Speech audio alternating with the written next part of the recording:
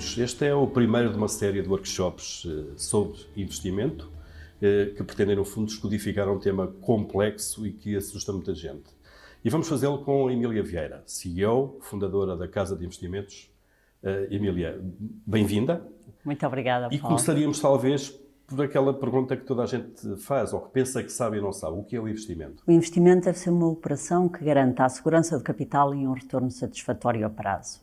Isto significa que devemos ter a preocupação de ver o que é que vale aquilo em que estamos a investir e comprar mais valor do que aquilo que estamos a pagar. É isto que nos garante a segurança do capital. O segredo está então em comprar barato, é isso? Exatamente. O segredo está na compra. Devemos ter sempre a preocupação de comprar por menos do que aquilo que vale. É esse o objetivo de qualquer investimento conservador. As pessoas investem por várias razões. Ou com o objetivo de trocar aquilo que é o consumo imediato por consumo futuro, mas também por razões que têm a ver com o planeamento da vida delas. Como é que isto funciona? As pessoas devem investir e há muitos motivos pelo qual a devem fazer. Desde logo, o investimento permite ter a liberdade para tomar decisões. Quando poupamos, investimos e criamos algum património, temos a liberdade para decidir em momentos e em desafios da vida e temos mais flexibilidade. Portanto, desde logo, poupar tem essa grande vantagem, é ter a flexibilidade para ser dono do nosso destino.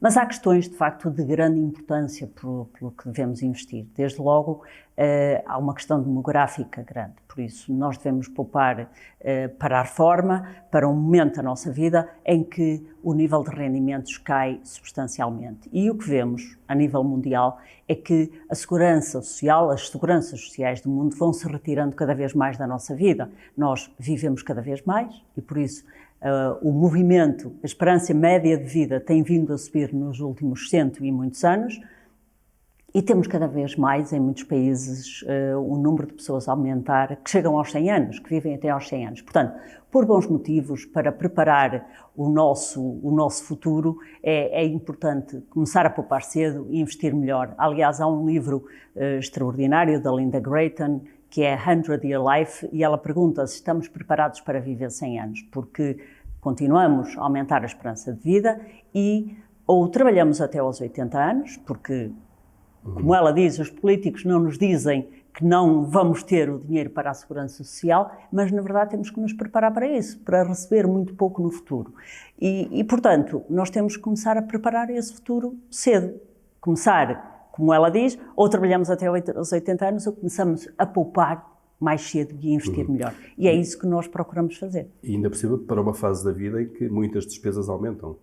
Muitas despesas aumentam, exatamente. Essa é a fase da vida em que nós, se quisermos manter a mesma qualidade de vida, da mesma altura em que trabalhamos, em que temos um nível de rendimentos mais elevado, nós devemos, naturalmente, ter uma despesa acrescida nessa altura. Portanto, é importante fazer face, ter condições para fazer face, para nós próprios sermos responsáveis por essa despesa. E quando se olha para as estatísticas, não há também uma passagem daquilo que o peso dos rendimentos de trabalho tem diminuído em detrimento dos rendimentos de capital? Também esse é um movimento mundial. O nível de rendimentos tem caído, o rendimento do trabalho tem caído nas últimas 3, 4 décadas a nível mundial. E, portanto, obviamente, vemos um movimento inverso nos ganhos de capital. Os ganhos de capital aumentam, os rendimentos de trabalho têm vindo a cair. Também esse é um propósito. Quando nós temos negócios, quando temos ações, que são os rendimentos de capital, estamos a expor os nossos clientes a esse tipo de rendimento. E, portanto, sim, obviamente que como complemento ao rendimento do trabalho ter vindo a cair, mais nos força para esse investimento. Mas depois há outra questão que é fundamental, que é a questão da inflação. A inflação é um imposto escondido, o chamado imposto escondido, que corrói a riqueza e que normalmente não vemos.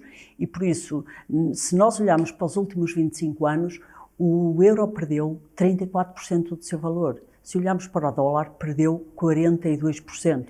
Portanto, aquilo que nós compramos, 100 euros há 25 anos, valem hoje 66 euros. Compramos muito menos, só pelo efeito da inflação. Um crescimento normal dos preços. Exatamente. Portanto, nós, até para acompanhar a inflação, nós precisamos de garantir que, pelo menos, para manter o poder de compra, nós temos que ganhar pelo menos a inflação. E hoje, para aquilo que era a prática que as pessoas tinham e os hábitos que tinham de investimento, não temos rendimento associado, nomeadamente naquilo que são os tradicionais depósitos a prazo ou obrigações, os rendimentos de taxa fixa, porque estes são ativos denominados em moeda e que sofrem muito mais com a inflação do que outros ativos. Estes são os ativos, de facto, mais perigosos porque não acompanham a inflação. E, no fundo, também pode haver aí uma armadilha, que é pensar, de facto, que esse tipo de ativos nos garante o tal retorno, mas não garante. Não garante, não compensa hoje. Aliás, é extremamente claro, hoje não nos compensa porque estamos com as taxas de juro a zero e o rendimento e a inflação, neste caso, até está está à volta dos 4% na Europa e, portanto, não temos aqui temos aqui um gap bastante grande para preencher. E daí a importância das pessoas terem sensibilidade para isto. É fundamental investir e ter o cuidado que esses investimentos conseguem acompanhar pelo menos a inflação. Para garantirmos o mesmo poder de compra, nós temos que ganhar pelo menos a inflação. Muito bem. Vamos falar agora de prazos e de montantes. O investimento não é todo igual. De curto prazo, médio prazo, longo prazo. Depois também queria ver consigo uma ideia, que é a ideia de que esta coisa do investimento é uma coisa de ricos. Relativamente à primeira, eu acho que, sobretudo, as pessoas têm muito a ideia de ou juntar o dinheiro todo, não ter uma estratégia de acordo com aquilo que diz com os montantes. Nós devemos começar por ter uma almofada de liquidez, um montante que nos permita ocorrer a um problema de curto prazo, a uma perda de emprego durante alguns meses, ou um acidente rodoviário em que temos uma despesa extraordinária, ou o que é que seja, uma despesa maior de saúde. Portanto, devemos ter a preocupação de ter este valor, que é a almofada de liquidez e de curto prazo, deve estar em depósitos ou obrigações de curto prazo. Porquê? Porque são ativos que não variam e que, se precisarmos dele nesse período, eles valem cotam aquilo que valem. Portanto, e conseguimos já agora resgatá-los rapidamente. E conseguimos resgatá-lo, e é importante liquidez, isso, tê-lo exatamente, tê-lo em ativos que têm grande liquidez. O depósito é resgatado imediatamente, no dia seguinte, e vender uma obrigação, sendo ela de curto prazo, também será líquida no dia seguinte ou 2 dias depois.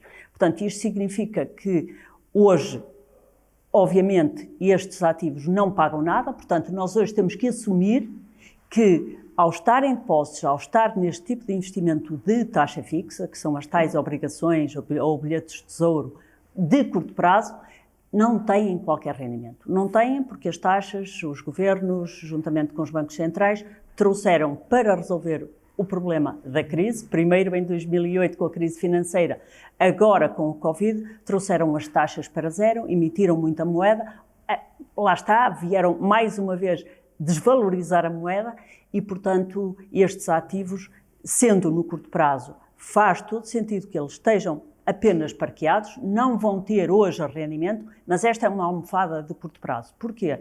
Porque se este valor, e as pessoas muitas vezes concebem que este valor pode estar em ações ou pode estar em qualquer coisa em que vão especular para ter um ganho rápido, mas muitas vezes aquilo que é um investimento de curto prazo torna-se num investimento de longo porque as pessoas não querem assumir uma perda.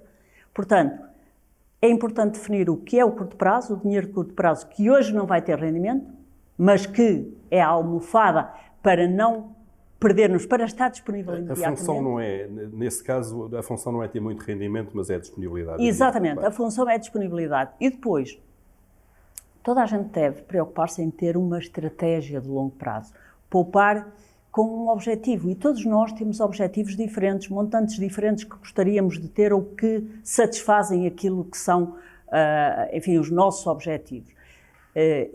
E nesse caso, para esse investimento, nós devemos pensar numa estratégia há décadas, devemos pensar há muitos anos.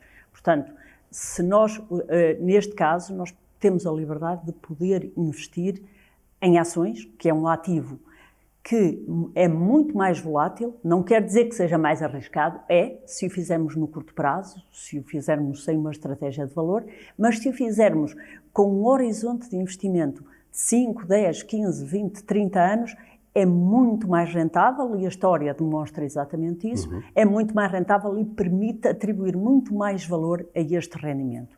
E, portanto, se nós olharmos para aquilo que é, para esta parte do valor, que pode ser para acumular dinheiro a longo prazo, para comprar um dia uma casa, para enviar os filhos para uma universidade melhor, para a reforma, para dar a volta ao mundo, qualquer que seja o objetivo ou o desígnio de cada um, estes valores podem estar muito bem aplicados em ações, com uma estratégia de valor, com uma estratégia muito sensata, mas que acrescenta muito valor. E aqui é que é importante distinguir aquilo que é o rendimento composto. A maior parte das pessoas não entendem, e o Daniel Kahneman, Prémio Nobel da Economia, explica muito isto. A maior parte das pessoas cria gavetas para o dinheiro de férias, o dinheiro para a educação dos filhos, o dinheiro para isto, o dinheiro para aquilo, cria gavetas. E tem mais facilidade em gastar um do que outro, quando é todo o dinheiro. Enquanto que, se nós olharmos para o dinheiro desta forma e dissermos assim, este é o de curto prazo, que vai responder a uma série de necessidades que podemos ter ou não, e que, à medida que esta almofada cresce, o podemos transferir para o de longo prazo,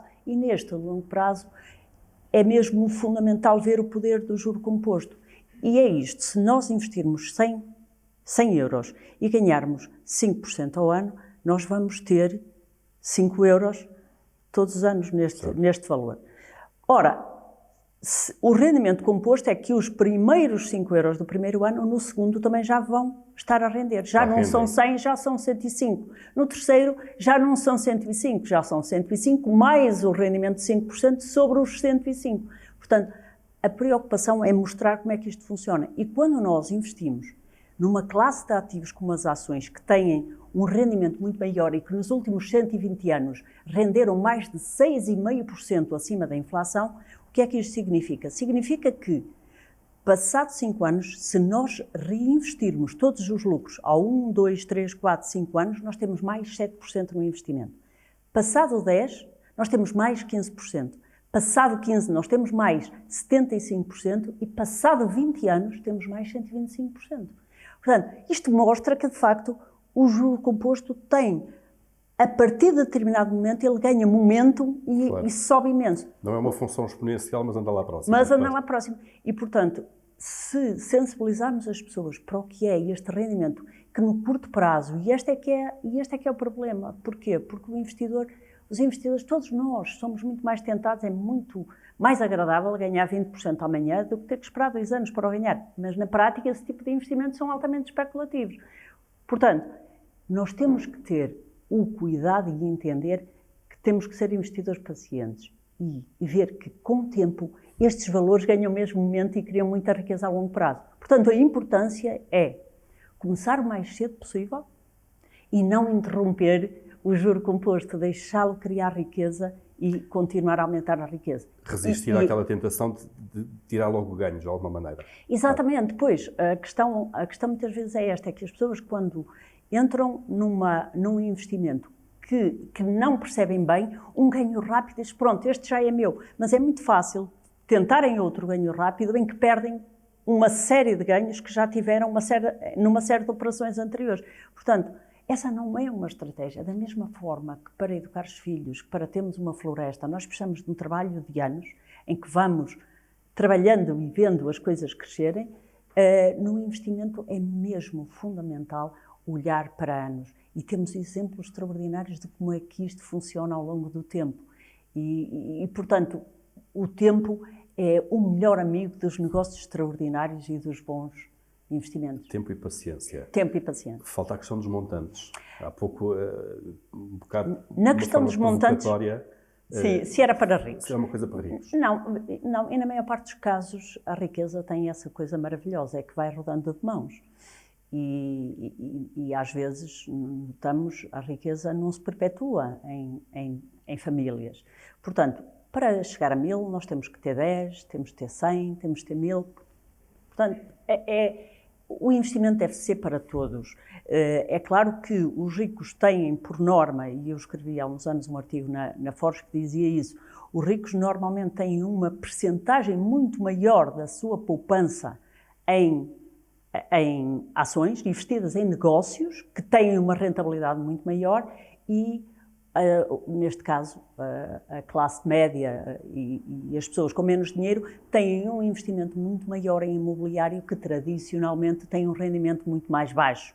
Portanto, isto cria esta grande desigualdade na distribuição de riqueza. Em 1980, 5% dos americanos tinham 50% da riqueza. Em 1920, 5% dos americanos tinham 67% da riqueza. E a grande razão é exatamente esta. É porque a maior parte da riqueza dos mais ricos é investida em ações.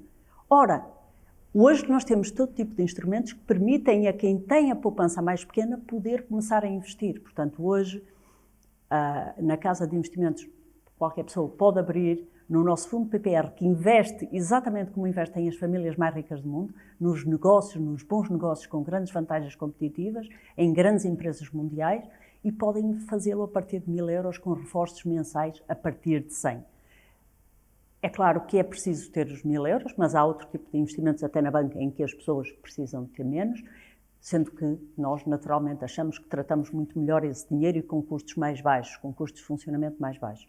Mas, sobretudo, não é, e respondendo, Paulo, o investimento não é apenas para ricos, o investimento é para todos. E quando as pessoas começarem a ter esse princípio, a ter esse mindset muito focado em ir pondo alguma coisa de lado, em dizer assim, isto é para a minha liberdade, isto é para a minha liberdade, para fazer o que me apetece, para deixar um emprego que não gosto, para criar o meu negócio, para dar a volta ao mundo, o que quer que seja, e vão começando a pôr dinheiro e depois veem como é que a rentabilidade vai subindo. A partir de determinada altura, há uma espécie de tipping point, um ponto em que as pessoas dizem assim, isto faz mesmo sentido. E já ponderam muito mais as despesas. O Buffett tem uma fórmula muito rápida que diz que se nós multiplicarmos por 10 o valor que estamos disponíveis para gastar hoje e que daqui a 30 anos será 10 vezes superior, isso faz-nos pensar em dizer assim, porque é que eu vou, em vez de comprar um carro novo, e ainda por cima, por exemplo, comprá-lo com dívida, porque é que eu não começo, não compro apenas um carro usado, poupo aqui 10 ou 20 mil euros e ponho este valor de lado, porque daqui a 30 anos este valor podem ser 100 mil ou 200 mil euros. E este conceito é extraordinário, portanto... Que é mais uma vez a lógica de curto e longo prazo. É mais uma vez a lógica do curto e longo prazo. As pessoas pensam demasiado a curto prazo. As pessoas pensam a curto prazo e muitas vezes acho que se incutiu muito a ideia às pessoas de pedirem muito dinheiro ao futuro para gastar hoje, quando nós não sabemos o que vai ser o futuro é incerto. E, portanto, para nós é fundamental dizer às pessoas, tenham cuidado com a dívida é como uma grande pedra presa a uma perna que não nos deixa mexer, porque consome uma parte maior da riqueza, e isto é como nós vemos a dívida do Estado ou a dívida de uma família, é exatamente a mesma coisa. Quanto maior for uma dívida, menos liberdade nós temos para fazer escolhas, para decidir, para ser donos do nosso destino, que eu acho que é das coisas mais maravilhosas que tem o dinheiro. É nós podemos dizer assim, eu posso deixar de trabalhar se quiser. Quando as pessoas dizem assim, o tempo é um bem que não se pode comprar, não. O dinheiro também permite comprar tempo, porque permite às pessoas dizerem assim, não, mas eu não quero fazer isto, eu quero este tempo para estar com os meus filhos, para tirar uma sabática, para fazer isto, para fazer aquilo. Encontrar o equilíbrio fazendo uma vida às tantas mais simples, com muitas coisas que nós às vezes compramos e que nem precisamos e que nos permite pôr de lado, acumular e investir melhor. Portanto, as pessoas devem ter aqui a preocupação de perceber como é que podem investir melhor. E, trazendo de volta montantes e horizonte temporal, é fundamental. Se nós olharmos para a tal almofada de liquidez, sim senhora, esta almofada deve estar em depósitos. Porquê? Exatamente porque se pegássemos nela para ações, nós podemos ter um ano, como este ano, em que temos uma grande subida no mercado e em que temos ganhos de mais de 20%, mas no ano anterior tivemos uma perda de cerca de 2,9%. Portanto, à medida que nós aumentamos o tempo em que podemos ter os investimentos parados, os retornos vão tender a ser cada vez maiores e consistentemente. Não há períodos no mercado financeiro, no mercado acionista, não há períodos de 20 anos em que não estejam todos positivos. Portanto, quanto maior... O que é curioso é esta relação e a maior parte das pessoas não percebe isto. As ações são muito menos arriscadas a longo prazo do que as obrigações. Porque as obrigações têm uma série de riscos embutidos enormes, nomeadamente as mexidas administrativas, se é que posso dizer assim, das taxas de juros. São os bancos centrais. Os bancos centrais, justamente, e os políticos procuram vida fácil, e isso é emitindo moeda para resolver. Antigamente era para resolver guerras, agora as guerras são outras, mas é exatamente isso. E, portanto, aqui é mesmo determinante que as pessoas percebam que se tiverem mais tempo, e no nosso caso nós temos mesmo muita sorte com os nossos clientes, porque procuramos dar-lhes esta informação toda e mostrar-lhes exatamente isto. E têm que estar alinhados no horizonte temporal. E têm que estar alinhados no horizonte temporal, porque nós nunca fazemos ideia, o mercado pode fazer qualquer coisa de um dia para o outro.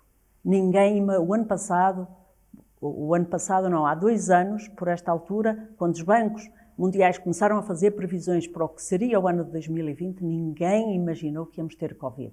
E o mercado recuou 35%.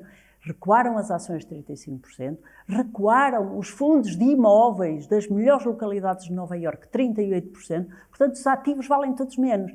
Da mesma maneira que uma recessão leva a que o rendimento do trabalho reduza, a que a nossa casa também valha menos se a quisermos vender, nós é que não temos essa ideia, porque olhamos para um bem físico e achamos que ele vale sempre o mesmo. As ações reduzem. A questão é, se nós precisamos do dinheiro naquele momento, podemos ser obrigados a incorrer numa perda. E é isso que nós procuramos ensinar às pessoas. Só nos entregue o dinheiro que possa estar 4, 5, 10, 20 anos. Que não precisa dele para as tais eventualidades. Que não precisa. Porque aí pode aparecer a armadilha de precisarmos dessa liquidez precisamente quando estamos a perder dinheiro. E isso é que leva a perdas e a tantas mais experiências também que as pessoas Muitas têm. vezes vêem-se anúncios, vende-se apartamento ou casa, motivo de urgência, bom preço. E, portanto, as pessoas são obrigadas muitas vezes a desfazer-se. Sem dúvida, isso muitas vezes significa muita dor para uma família e uma perda enorme para uma família. Emília, falta-nos, antes de terminarmos este nosso primeiro workshop, basicamente onde estamos a passar assim uma vista de olhos por aquilo que é básico, falta-nos aqui olhar para o risco e a rentabilidade e para a relação entre ambos, porque há um pouco a ideia de que a rentabilidade potencial é maior quando o risco também é maior. Pois, isso é-nos mal ensinado até na universidade, e eu também já dei aulas assim. Risco e volatilidade são coisas muito diferentes. O risco é a probabilidade de perda permanente de capital. E, portanto, quando a pessoa compra um ativo sem saber o que ele vale, não está a investir, está a especular, porque não pode comparar com o valor. A forma de nós reduzirmos o risco é dizer assim, eu estou a comprar 10, estou a comprar uma coisa que vale 10, mas estou a pagar apenas 6 ou 7. E isto é ter aqui uma grande margem de segurança. Isto acomoda uma recessão, um erro de cálculo, enfim. A volatilidade é uma coisa diferente. As pessoas olham para ações como ativos extremamente arriscados. Porquê? Porque eles têm muita volatilidade. Porquê? A volatilidade é-lhes dada por uma coisa que é extraordinária, que é a liquidez. A liquidez, é maravilhoso ter liquidez. Se quiser vender esta casa, a sede da casa de investimentos, eu não consigo um comprador hoje, ou amanhã, ou daqui a um mês.